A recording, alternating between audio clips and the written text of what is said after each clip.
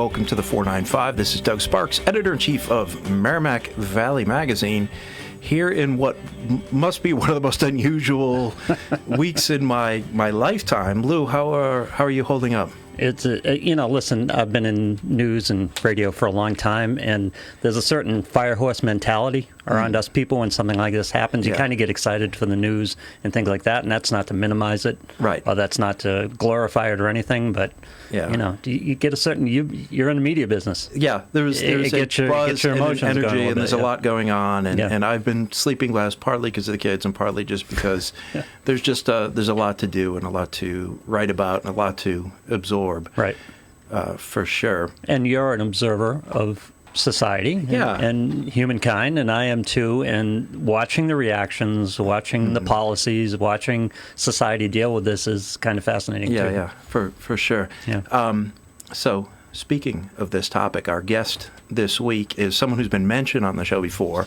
His name is Paul Marion. If you don't know who he is, we'll get into that throughout the course of the show. I'm not going to do a brief intro because there's a lot going on with Paul. But just to kind of key you in right off the top, he's the publisher of the Loom Press. I have some of their books here, and I'm going to show these and talk about. He's a community activist. He's a poet. He's a writer. Some of you might know him because of his writings on Jack Kerouac, and he's a sort of a noted Kerouac scholar. So, Paul, can you hear me? Yes, I can hear you, Doug. Thanks for having me on. Yeah, absolutely. So before we get to publishing or anything like that, we'll start with a softball question. Poets in a time of crisis. Is there anything is there a role of the poet and the writer in a time such as the one we're facing right now? Well, I thought it was very interesting. I guess it was the night of Super Tuesday when Joe Biden came out, made his remarks and quoted Seamus Heaney, and reached into the sort of the bag of literature to find something to say that was elevated and just seemed apt for the moment. That whole quote about hope and history rhyme, every once in a while, if we're lucky. So I thought that was just very interesting how, that surfaced sort of in the national conversation. There's something about poetry and the way the writers speak in that form that does tend to break through the normal sort of chatter and day-to-day back and forth conversation or argument or however people might be interacting with each other. There's a kind of frozen moment in poetry that people go back to.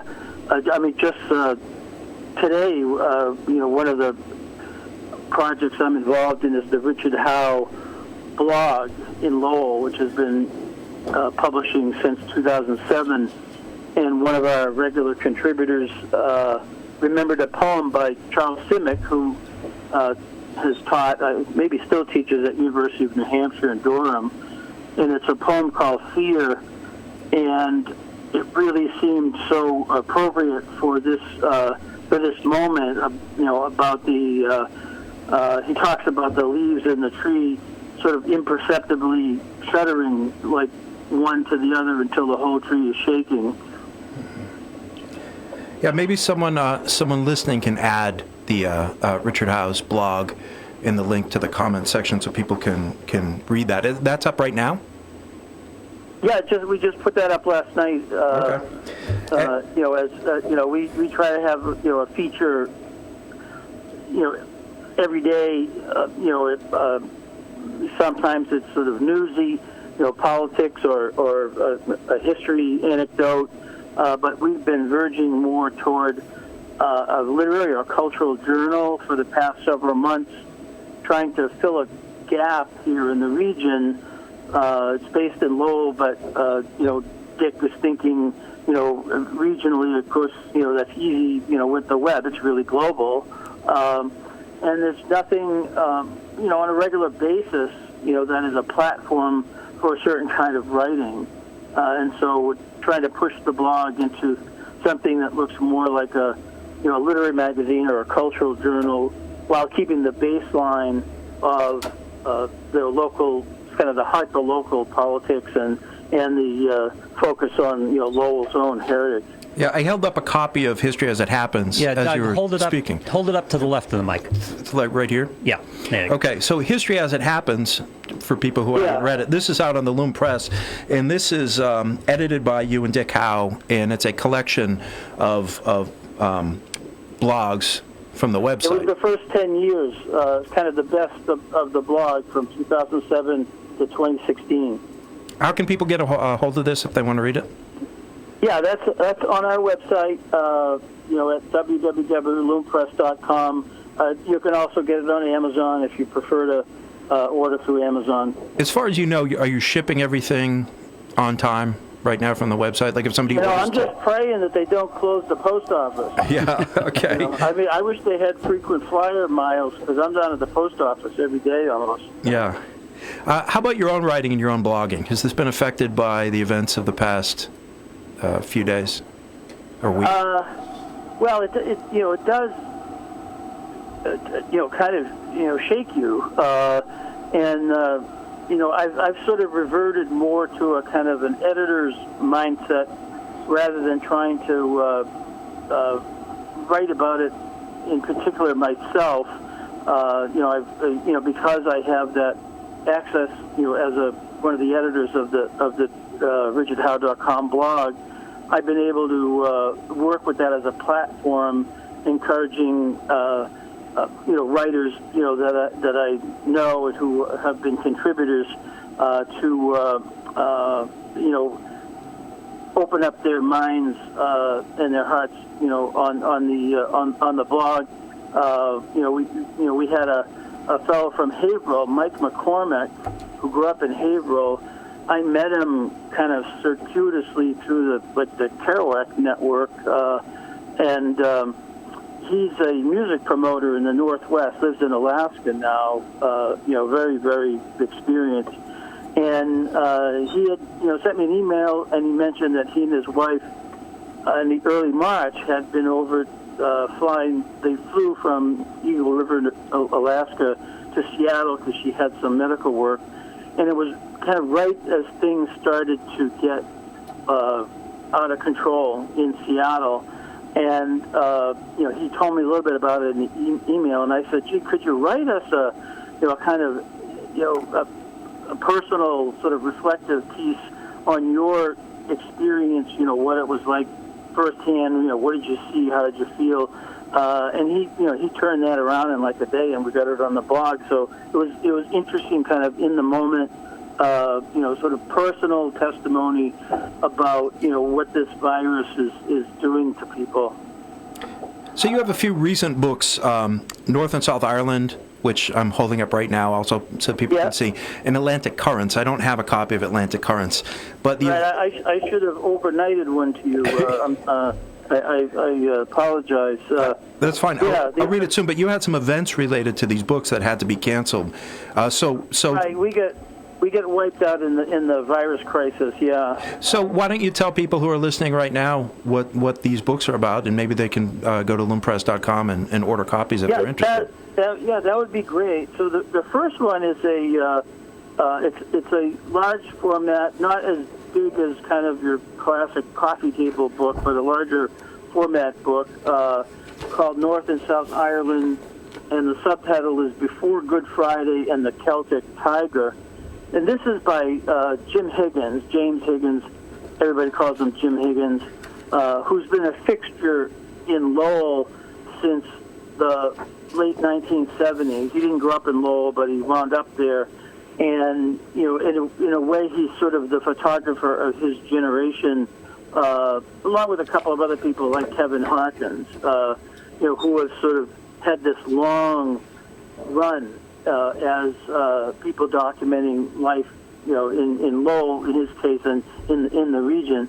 And what happened is Jim had gone over to Ireland several times in the mid-1980s, to kind of not necessarily explore his roots, but I think it was more, sort of from an artistic sort of ambition, to capture some images of a place that he just felt would be fascinating. It turns out he does have family connections there.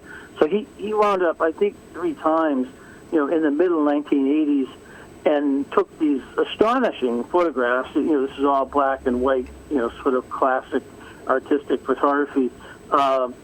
And what happened is he then, kind of set it aside, for 35 years. I had been talking to him about maybe doing a project, and I said, well, what about the Ireland pictures? And so, he said, oh, let's see what we've got there. And we were able to make a book. We got the writer Steve O'Connor, who is a Loom Press author. He has a new book out, too. Called No Time to Quit Drinking. And we also have his short stories, Smokestack Lightning, as one of a Loom Press book. So Steve wrote the introduction, which is fabulous. But the book, for having been, the images having been kind of like in a, file, draw, whatever, however the negatives were kept. In a way, it was like opening a time capsule and going back to a very different situation, because there's been so much change in Ireland, both in Northern Ireland, where they finally got some resolution to the troubles, that had plagued, the people living in the north, the sectarian violence. And then there was what they ended up calling the Celtic Tiger, which was this sort of boom economy with high tech sort of finding Ireland, the Republic of Ireland, through incentives and so forth with the government, technology, really sort of transformed the economy. So, the Ireland today, has a different feeling, different look, and these images, capture, actually for a lot of people who might be listening or in this area, particularly older Irish American people, in this book is the Ireland that they visited, that they remember, that, maybe they toured, 20, 25, 30, 40 years ago, because, there was sort of not a lot of change for a long time. And then, beginning in the 90s, a lot of change. So we got this collection together, and, we hope, people are going to find it kind of inspiring, illuminating, heartwarming. It's really beautiful, and we had spoke briefly about maybe getting Higgins onto the show when he came out to visit. That's been postponed until is he going to visit in the fall now? Yes. Yeah, we're going to, hopefully, I just saw the report today that, there's a government report saying they're planning for an 18-month disaster here. So, who knows how long, we're going to be living on podcasts. Sure. And so, speaking of Ireland, the other book I wanted to mention is Atlantic Currents. Yeah. For people unfamiliar with that book, what's involved there? Yeah, this is like brand new. We just got it last week, and it took about 12 months, which is fast, for a book like this. So it's an anthology, a collection of poems, prose, like stories, parts of novels, essays, even has some song lyrics in there. And there's 65 writers associated with Lowell. They don't necessarily are living in Lowell now, but it could be somebody who grew up in Lowell but is a writer. And Cork, Ireland, like over 60 writers between the two communities. And this why did you choose? Why did you choose Cork? And what's the Cork-Lowell connection? Yeah, so it's not exactly a sister city, but there's a partnership that emerged with a kind of initiative in Lowell called Lowell City of Learning, and then the counterpart is called Cork Learning City. And these are connected sort of globally through UNESCO, the United Nations Educational, Scientific, and Cultural Organization, which is the host of a network of over 100 sort of cities, small cities, medium cities, big places like Mexico City, Beijing. And these are all communities that, kind of sign a pledge that they would make a special commitment to lifelong learning in their communities, promoting both, official, formal, and informal learning. Cork has done an amazing job in the past many years, and they're one of the leaders in the network now.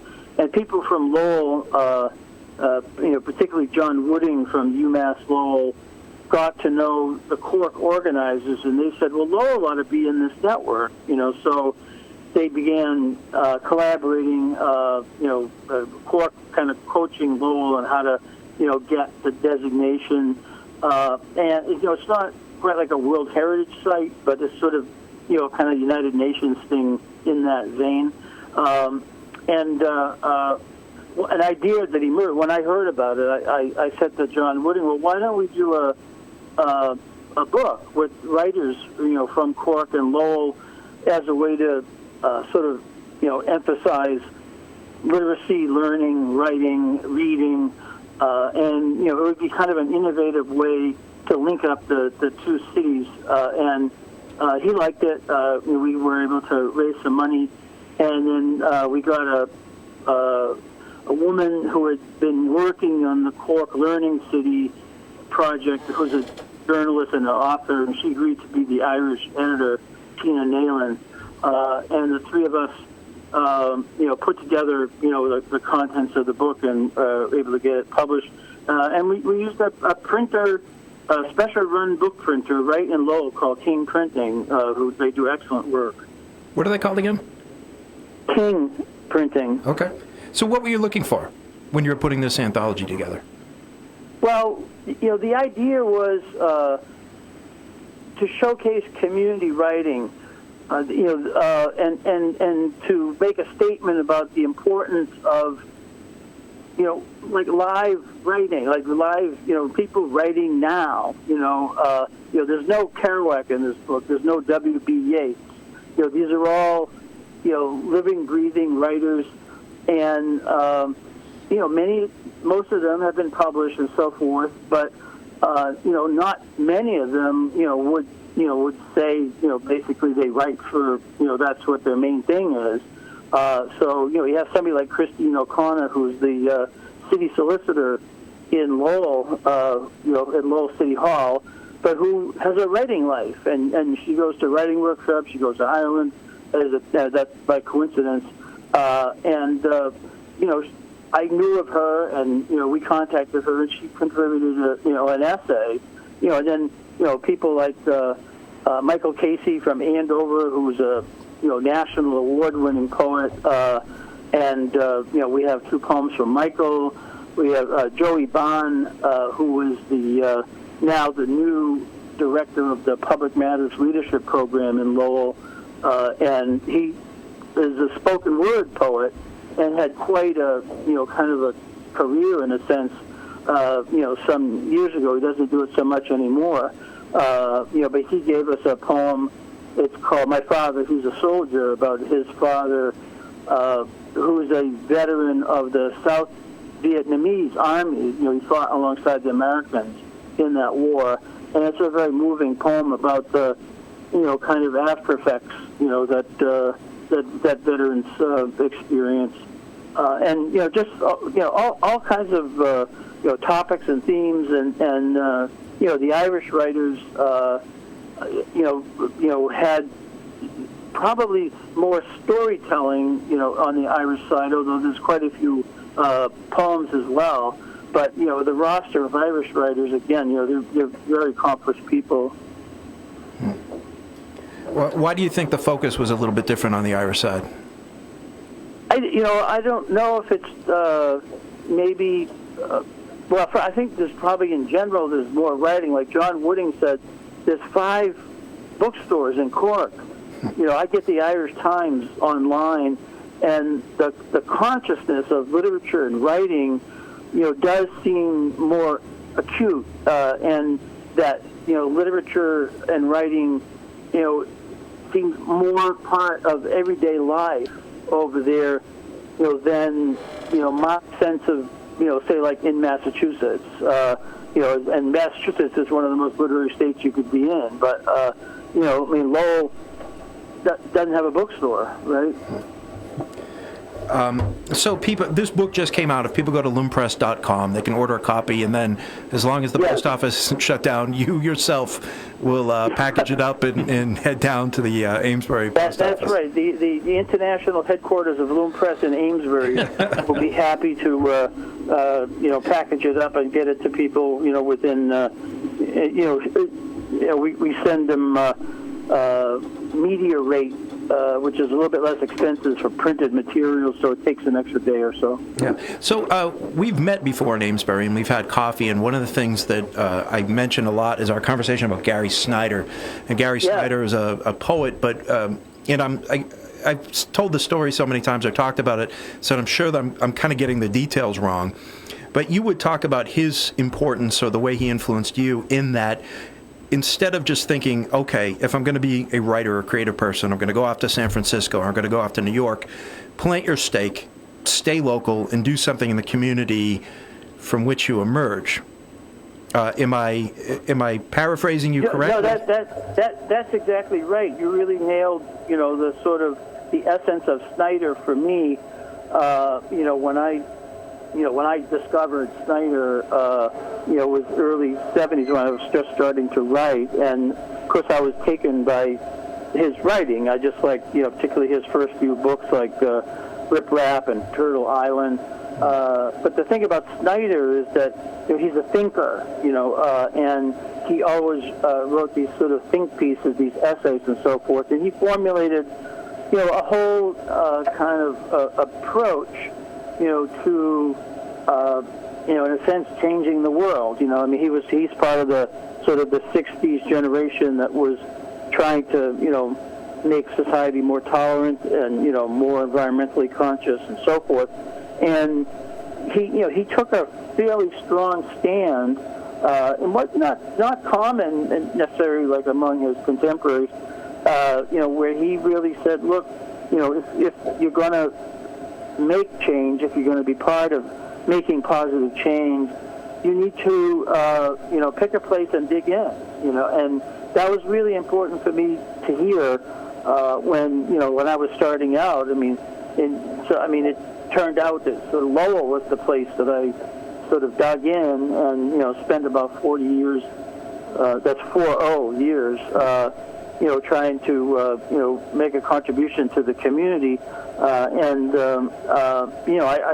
do have to credit, Snyder's ideas. It's like I had an impulse, but he was reinforcing to hear or read, a writer like him, who, sort of articulated, the sort of the foundational thinking behind, that kind of acting. Are there ways in which literary culture, speaking of going local, has an influence on local culture in ways that people don't expect? In other words, does it influence the economy? Does it change the nature of our day-to-day lives, even for people who don't necessarily read poetry? Yeah, well, I guess I would say that's part of the impulse behind the Atlantic Currents book is to try to move writing more toward the center, of everyday life and bring writers and readers together. There's so many of the writers who are in the Atlantic Currents anthology who are just totally unknown to their neighbors. You can be, next to them in the line at Market Basket, and they don't have like a patch that says, I'm a poet or I'm a novelist, and they're not, famous. Everybody knows Andre Dubusse. They sort of know what he looks like because he's in Merrimack Valley Magazine and the Globe and Oprah. But I mean, that's like, infinitesimal in terms of the, percentage of writers who have that kind of visibility.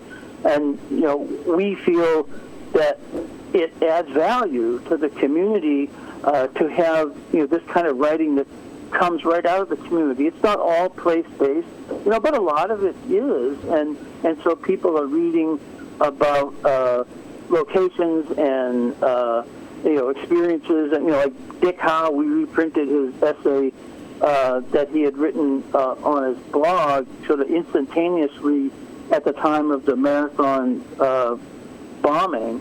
It was like kind of you were there. I mean, he's talking about, his son living, he was going to Harvard at the time, and he had an apartment, and, he was, texting with his father saying, I just heard, like bombs go off, and, that was, the night in Watertown. So, very kind of dramatic. I just think it enriches your life, to read particularly stories or poems. They don't have to be true, but, they have the kind of details, that evoke a place. And I think, it makes people have a larger sense of themselves. That, like, I'm part of, it's like, to me, it makes a difference that I, live in an area, where Robert Frost and Anne Bradstreet and John Greenleaf Whittier and, Thoreau and Emerson and all these people, kind of, stomped around, Robert Frost. It's like you get a, there's a sense of their presence, and that, it sort of underscores, that this is a significant place, in the life of America and in the world. So beyond the Robert Frosts, the writers and the poets and the novelists, you might run into in Market Basket and not recognize, who are the up-and-coming writers? Who should people be reading who are writing in this area they might not be aware of? Yeah, well, so the thing is, most of them don't have books, or if they have a book, it's with a small press, and, people, don't, might not be able to get it. Now, for example, Masada Jones, again, one of the people coming out of the spoken word scene in Lowell, she does have a book that was published by Bootstrap Press. I'd have to see if I can find the name. Bootstrap is a Lowell press that do contemporary writing. Becoming Broken is the title of her book, and Bootstrap Press. You can find them, on the web, or you could look up Masada Jones, Becoming Broken on Amazon. But a lot of them, don't have books. But there are a few. There's, I'm thinking maybe of David Maloney. And, David Maloney. Yeah, again, the TR Monahan. That Sweet Sweet Jane I thought was fantastic, and I hadn't heard of it until she sent me a copy. Yeah, she's written for the blog too. Yeah, and she, I wasn't really aware of her, when we were sort of putting the book together, because she would have been a great candidate to have a chapter from her book in there. Yeah. For people who people who don't know Sweet Sweet Jane, it's sort of a noirish, dark thriller set in Lowell in 1973 with a lot of local color. It's pretty violent. It's pretty edgy. Yeah, it's kind of crime fiction. Yeah. Yeah, it's great. It's really great writing. And then we've got your readers know Emily Noel Provost. Mm-hmm. She has a young adult book that came out about a year ago. One of the more published contributors is David Daniel. Who's he's like my age, a little bit older, but he's published, in New York, widely, St. Martin's Press. He wrote a whole series of private eye novels set in Lowell. Yeah, they're great. A private eye named Alex Rasmussen. Yeah, he's been in the magazine too. So we've David, and Dave, he lives in Westford, and then we got Eleanor Lipman, who's a very accomplished novelist. She grew up in Lowell and went to Lowell High School. Comes back, to Lowell, every time she has a new book. She was at the Newburyport Book Festival this past year. We asked her if we could reprint an essay that it was in one that she had a collection of short pieces, and it was an essay that first appeared in the Boston Globe, I don't know, 6 or 8 years ago, and it was about growing up Jewish in an Irish-American neighborhood in Lowell, and, she was, essentially, describing, a very welcoming atmosphere, in the, the 1950s and 60s, for her family. And it's called A Tip of the Hat to the Old Block. It's just a wonderful, short essay. So, the other thing is this is very democratic, sort of the Lowell team. You've got people, who are sort of emerging, but then you've got, like Dave Daniel, Michael Casey, Eleanor Lippman, highly accomplished people who are in there too, and they're side by side, and and the work all stands together. Go ahead. One of the poets you turned me on to is Tom Saxton, and you published some of his works. So he's a local writer, but where is he living right now? So Tom splits his time. He and his wife split their time between Anchorage, Alaska, and Eastport, Maine, and he's been, sort of spending the winters in I'm trying to. It's like a backwoods thing where I guess it's he's not necessarily like in Maine in the summer. I think he's actually like in the winter because the winter isn't as bad as Alaska. But Tom, he's just fantastic. He Lowell, grown up in Lowell High School, then Salem State College. He was in the Air Force, and he winds up teaching at University of Alaska just when it's starting, in the Anchorage campus, and he just stayed there. And in the Northwest, he's known, he's like a Snyder type figure. He's like this nature poet in the Northwest. But then he's got, these 3 books that he's written about, kind of the gritty Lowell landscape and personalities, that he remembered growing up. But then he comes back and he'll check in at a motel and he'll spend 3 days walking around Lowell like Kerouac used to do, and then he'll kind of pick up all these observations and insights, and he'll write poems about Lowell today. So in fact, Loom Press is doing collected Lowell poems of Tom Sexton later this year. What about the rest of this? He's got 4 poems in the Atlantic Currents book. Okay. So what about the rest of this year and maybe 2021? What are the plans for Loom Press? Yeah, so we've got the Tom Sexton book, and right now I'm also working on another collection of poetry by someone who was in the Merrimack Valley for a while. His name is Eric Linder. He used to own and operate the Chelmsford bookstore at the corner of, kind of the crazy Chelmsford Center there. It was a big yellow, looked like a house. And one of the first books my parents ever bought for me, they bought from that bookstore. I remember it because I remember the book because it was one of the ones where like if there was a picture of like a little chick, like a baby chicken, it was fuzzy and you could touch it. Yeah. So I remember that place. Yeah, so he he actually comes from New Jersey, New York, but he bought the Chelmsford bookstore and he ran it, for a number of years, and then he opened a bookstore in Chatham on Cape Cod in the early '80s, and he's been down there ever since. But Eric is a wonderful poet. I met him at the bookstore, but then we were also in this poetry workshop in the mid-1970s called the Poets Lab, which used to meet every other night upstairs in the Andover Memorial Hall, or Memorial Library, whatever it's called. And there were about 15 people, sometimes there would be 40 writers there, but there was a core group of like 12 to 15, and stayed together for, maybe 3 years or something like that. But that's, where I really got to know Eric, and we've been friends ever since. And he publishes, kind of occasionally, and I reached out to him and I said, you really should have a book, And so we've been working the past year on basically his selected poems. The title is "The Blue in the Eye of the Girl at La Jolla," and Eric has a very distinctive sort of poetic voice. He's sort of insightful. He's sort of comic or witty, but also dark.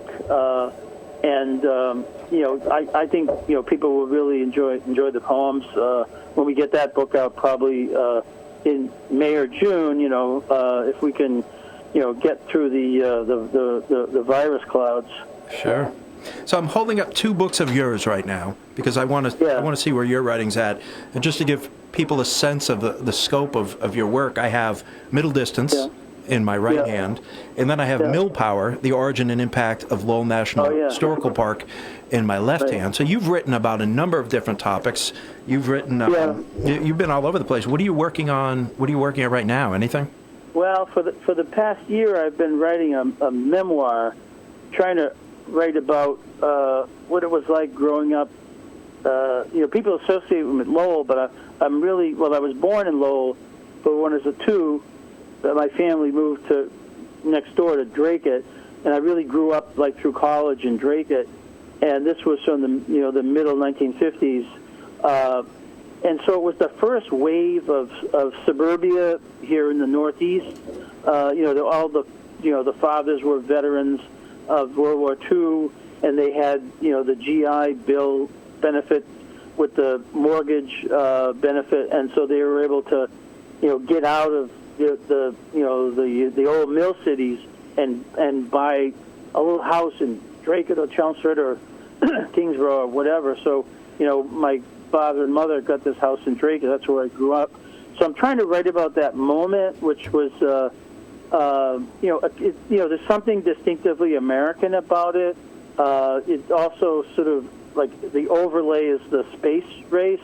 I was from the astronaut generation. I was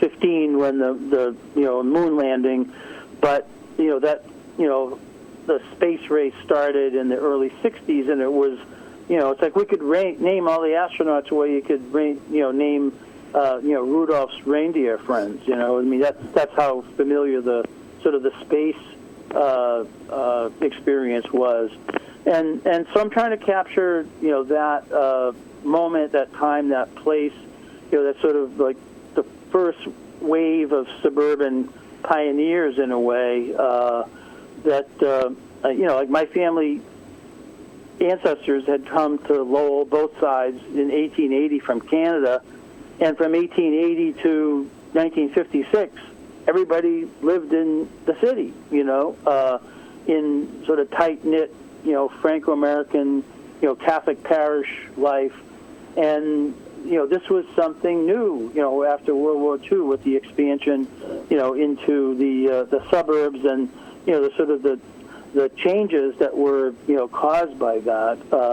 We were certainly always still connected, with Lowell, but it was different, being in a semi-rural suburb, at a time when it was like it was the 60s. To me was like the future.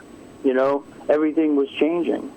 Right. So there's a lot of talk online and on social media about supporting locally owned businesses. The Loom Press is independent. It's locally owned. So I'm just encouraging everybody listening to throw a dime their way and get on loompress.com and order a few books. Give yourself a little break from Fox or CNN and turn off the TV and maybe get a little reading done. Probably make you feel a little bit less anxious as well, and you'll be supporting a local independent business. Lou, do you have any questions you'd like to ask Paul? Just Paul, I'm just worried about I'm trying to figure out your feelings on publishing that isn't major and corporate and national in today's age of social media, and we're getting away from print. That's undeniable. What are some of the challenges that have surprised you? What are some of the gains that have surprised you in local publishing? Yeah, well, I've been doing this for 40 years, and I knew starting as a literary publisher, that it was going to be. It's almost artisanal, it's almost like craft beer, but not nearly as commercial as craft beer, But, my goal was to bring, books to the market that very likely wouldn't be published, or the writers would have a difficult time, getting them published. We don't do. We haven't had a bestseller yet, and haven't had movie rights bought for many of the books. But we I think have sort of systematically helped to create a written record of in my time. Over 40 years. When I was starting out writing, there wasn't a whole lot of local writing, in print, I didn't, have models. I didn't know any writers and so forth. But I think we've seen the region and, Lowell and the whole region become much more mature in a literary sense. There's many more serious writers here. Excuse me. And I come to it with, it's not like a commercial venture, even though I'm set up as a business. I'm not a nonprofit. So that I don't qualify for grants, because I just thought, I wanted to do it as a small business and see, if I could at least break even. It's almost like the gift economy, that you have to approach it, where, the benefit is getting, the literature out to, a public, those who want to read it. But also, it gets into the cultural record. There's we've done probably, nearly 40 books now, all different sizes and shapes. Those are going to stick around. And even, even as things go digital, at some point somebody will scan all those things. The pages, will survive. Now, electronic media, social media is a problem for you from a supply standpoint, but is it a plus for you in terms of distribution and exposure? Is it easier to get some attention for these smaller published books? Well, two things have changed that really were a benefit to me. One is book printing went digital. So now, like when I work with King Printing, they describe themselves as a short-run book printer, which is a sort of niche in the printing business. And the idea is that because of digital technology, you can do an edition of 200 books. You don't have to print 2,000 books and have this huge capital outlay and need a warehouse to store it or a storage unit or something like that. So you're able to do kind of like just-in-time inventory. That's really been liberating in terms of the work that I'm doing. The other thing is with the advent of the web, and I'm a member of Amazon Advantage, which is a kind of a service, whatever, of Amazon where independent publishers can sell their books through Amazon. They take they take 55%, but if you're not on Amazon, people don't think you're serious, so you want to be on there, and it's very easy.